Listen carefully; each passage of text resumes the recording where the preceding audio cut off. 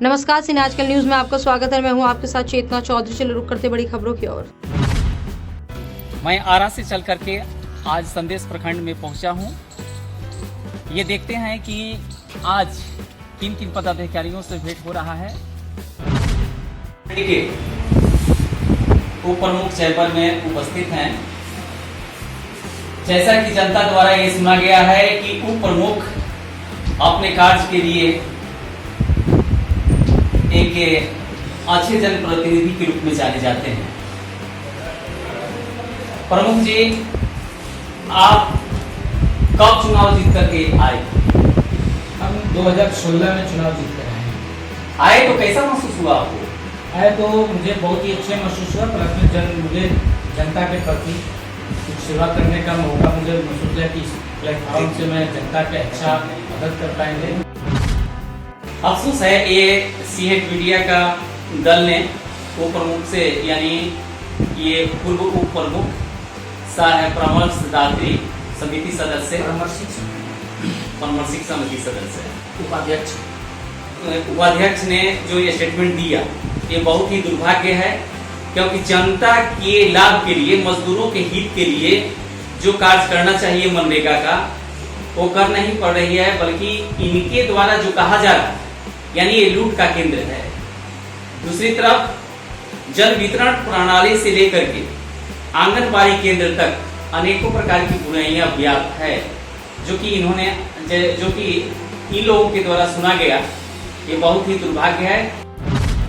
मनरेगा एक मजदूर के हित न होकर अहित का कार्य कर रहा है, वो सिर्फ पदाधिकारी होता है। इसमें क्या है, पीओ का कमीशन फिक्स है, जेई का कमीशन फिक्स है, सब कमीशन खोरी। और इस कमीशन खोरी के चलते गरीब मजदूरों को सही हक नहीं मिलता। मनरेगा एक ऐसी संस्था है जिसके द्वारा गरीब के बसावटों में हर कार्य कराया जा सकता है, लेकिन ये पीओ और जेई के भ्रष्टता के कारण जो लाभ है वह बसावटों तो गरीब के बसावटों तक नहीं पहुंच सकता। ये एक लूट का अड्डा बना हुआ है मनरेगा। बिना कमीशन के कोई कार्य नहीं। मनरेगा जेई, आज तक मनरेगा जेई को कोई देखा नहीं है, जिसका नाम रवि है, कोई नहीं देखा है। उसके द्वारा ही खुल्लम खुल्ला पैसा मांगा जाता है, बिना पैसा उसका कोई कार्य मनरेगा का आप देखते होंगे कहीं भी कोई भी कार्य नहीं होता। और पीओ के द्वारा, पीओ को फोन कीजिए, फोन भी नहीं पीओ उठाते। जो वर्तमान पीओ है, इसको पता नहीं कब आता है कब नहीं आता है। जेई ये बनारस से अप डाउन करता है अपना ऑफिस में, इसे किसी से मुलाकात, ये नहीं कि मैं एक व्यक्ति प्रतिनिधि हूँ इसलिए दोषारोपण कर रहा हूँ। प्रखंड में मनरेगा जो कार्यालय है, इसमें पीओ जो है प्रोग्रामिंग ऑफिसर है, जो मनरेगा के यहाँ पर संदेश प्रखंड के हेड होते हैं, उनसे जनता मिलने के लिए तरसती है। और उसके द्वारा हम लोग भी अगर पूछते हैं तो उनके अभी तक यहाँ को उपस्थिति नहीं है। सप्ताह में, महीने में एक आध दिन आ गए, वो सौभाग्य है कि किसी को दर्शन हो जाए, तो मनरेगा नहीं है। प्लस में मनरेगा में है, मनरेगा में मनरेगा एक लूट की संस्था बन चुकी है।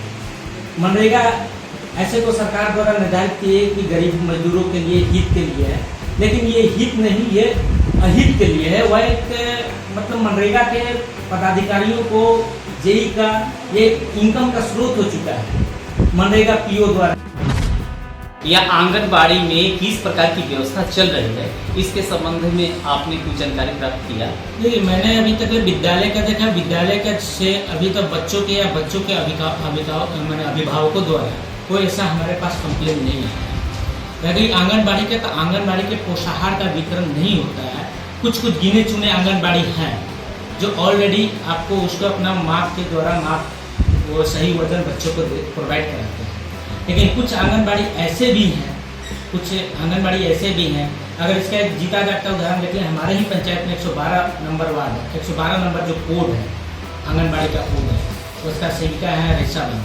उनके द्वारा भी कुछ दिन पहले आया है अभिभावक के, उनके द्वारा निर्धारित है 25 kg दोनों उधर से दी जाती है और 25 kg इधर से, तो दोनों में से 2-2 kg काटा गया। अब तो जानते लाभार्थी को कितना मिला, 4 kg, 50 kg में से 4 kg ऐसे चला गया जी।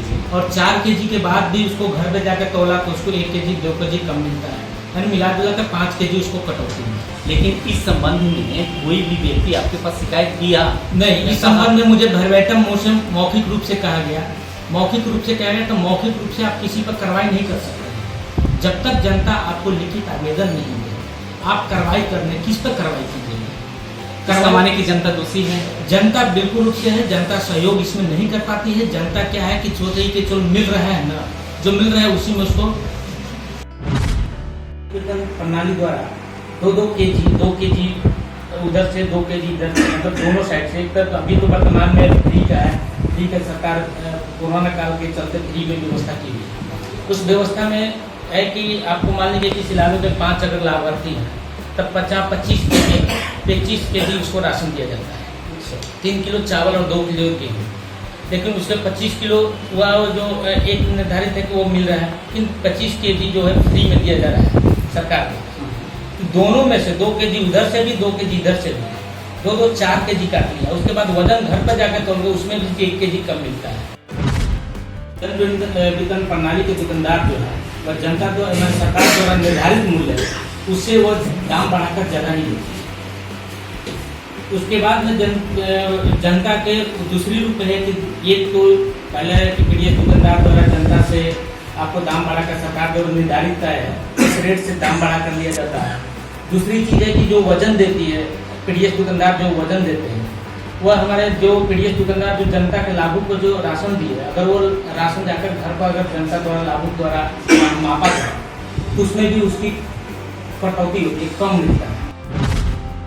जैसा लोग कहते हैं कि उनके द्वारा राशन कम दिया जाता है, वजन में पैसा ज़्यादा दिया जाता है, या मनरेगा में भी उसी तरह का कार्य है क्योंकि हमें कोई प्रकार की निंदनीय है। जल योजना भी अभी तक कुछ ऐसे भी पंचायत हैं जहाँ की पूर्ति नहीं हुआ है। मुख्यतः आप जन वितरण प्रणाली के लिए यानी जनता जो कि राशन उठाती है उसके लिए आप मुख्य रूप से मैं जन वितरण प्रणाली के बारे में बताना चाहता हूँ। जन वितरण प्रणाली की जो एक ऐसी व्यवस्था है जिसके तहत लाभुकों को मान गरीब कर्मचारियों को राशन सरकार के द्वारा एक न्यूनतम मूल्य में दिया जाता है।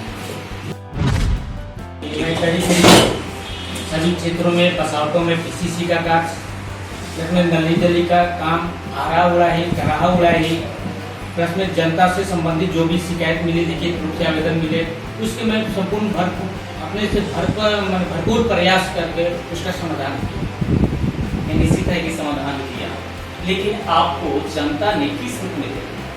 जनता एक मुझे एक सेवक के रूप में देखा। मैं जनता की सेवा के लिए 24 आवर्स उपस्थित रहता हूँ और मैं हर संदेश प्रखंड के 11 पंचायत के जनता के लिए मैं सदैव करता हूँ। मेरे साथ बड़ी खबरों में फिलहाल इतना ही। देश दुनिया की ताज़ा तरीन खबरें देखने के लिए आप देखते रहिए आजकल न्यूज़। नमस्कार।